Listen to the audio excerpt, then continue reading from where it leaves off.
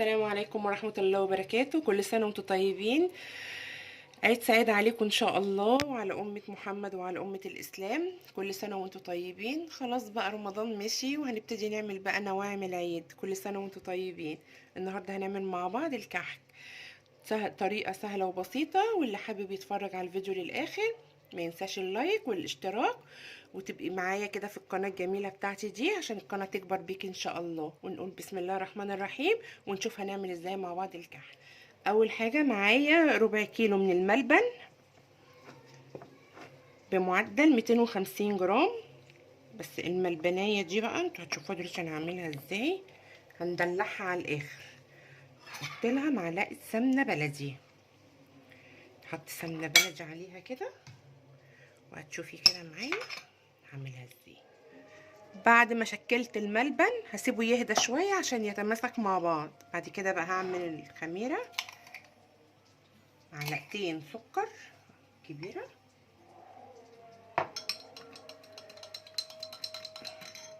ومعلقة خميرة،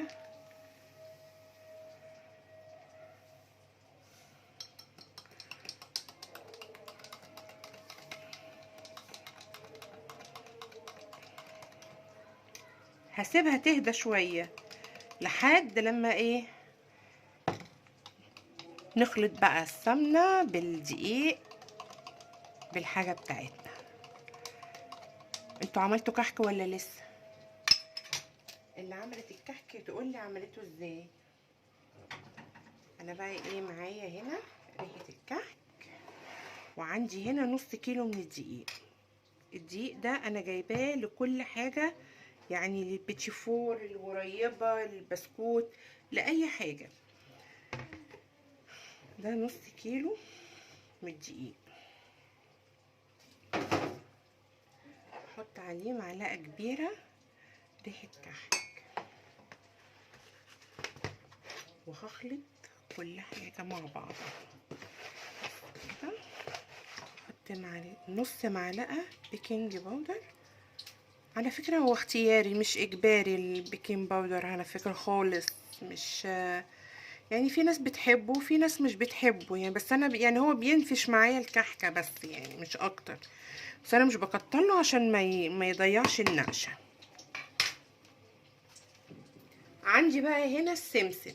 السمسم ده اختياري، عايزه تحطيه على الدقيق كده تحطيه، عايزه تحطيه على السمنه براحتك. بس انا بعمله بقى بتركه حلوه قوي.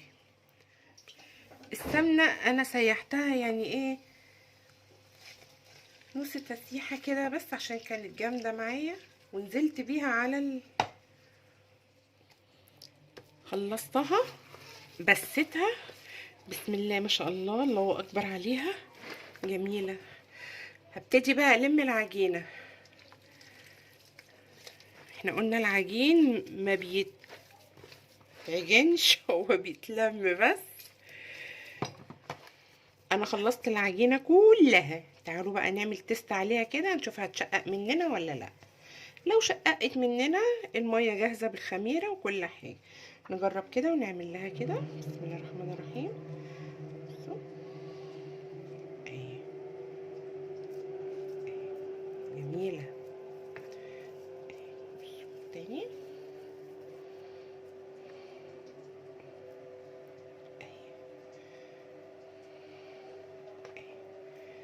النقشه بتاعتها جميله. ونقول بسم الله الرحمن الرحيم.